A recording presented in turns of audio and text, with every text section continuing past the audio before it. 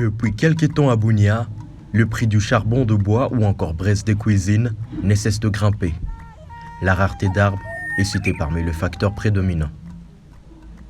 Pour répondre à cette crise, un entrepreneur vert a mis en œuvre une petite installation de production de charbon écologique à base de déchets ménagers et d'autres combustibles disponibles. À sa rencontre, il nous présente le bien fondé de ce produit innovant à Bunia qu'il compte commercialiser. Je suis défenseur de l'environnement, défenseur du climat. D'habitude, nous luttons contre les changements climatiques. Et pour lutter contre les changements climatiques, nous disons de ne pas exploiter les fossiles comme le pétrole, le charbon et ainsi de suite comme les gaz. Alors il faut trouver maintenant les alternatives pour remplacer ces fossiles, c'est-à-dire nous allons vers les énergies renouvelables, les énergies qui ne peuvent pas s'épuiser. Donc la matière première pour fabriquer ces énergies, ça doit être de matières existantes et non épuisables. Déterminé, il espère concurrencer la vente de charbon de bois. C'est écologique, pourquoi? Parce que ça vient de déchets et ça vient concurrencer le charbon de bois. Le charbon de bois est trop cher, ceci est moins cher. Ceci ne vient pas du bois, bien sûr ça peut provenir des déchets de bois, mais il y a les déchets, il y a le bois coupé, il y a une forêt déforestée quelque part et nous venons pallier à cela. Dans son installation de production aux outils quasi rudimentaires, il explique le procédé de la fabrication de ces denrées. Je ne suis pas seul, je suis avec une équipe et nous travaillons en équipe. Nous cherchons les matières premières qui sont les déchets dans la ville de Bunia ici. Par exemple, vers Yambi, nous ramassons les résidus là de Pondou et nous venons avec et nous les séchons.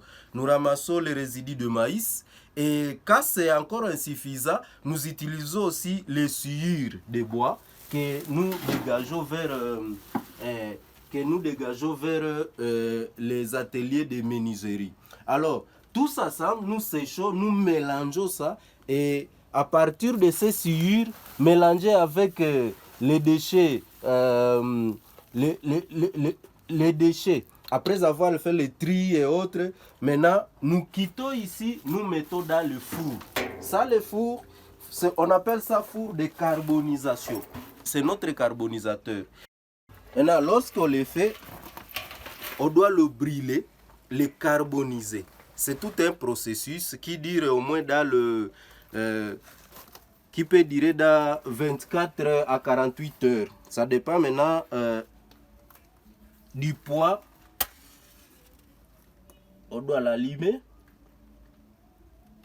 Après l'allumage du feu dans le four à carboniser, il remet le couvercle et laisse le combustible se transformer.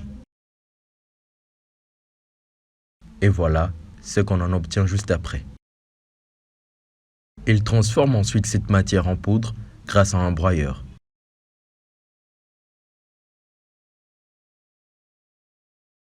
Il place ensuite la pâte dans un compacteur.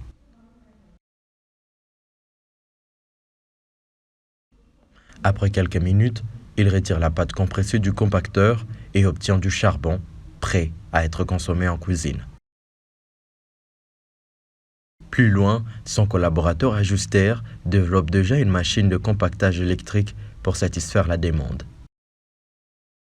Cet entrepreneur et son équipe proposent dans les jours à venir une approche communautaire pour la résilience économique de ménages, notamment de déplacés de guerre. Les déplacés de guerre qui viennent de passer par là, ils n'ont pas le moyen. Maintenant, ce que nous projetons faire, c'est quoi? C'est les former à fabriquer leurs briquettes à partir des déchets ménagers, les déchets qu'ils ont. Les moyens locaux, on doit leur apprendre les manuels comme je suis en train de faire ici. En terminus, il appelle la population de la province de l'Ituri à s'approprier cette initiative comme solution durable face à la destruction de forêts, principale raison de changement climatique.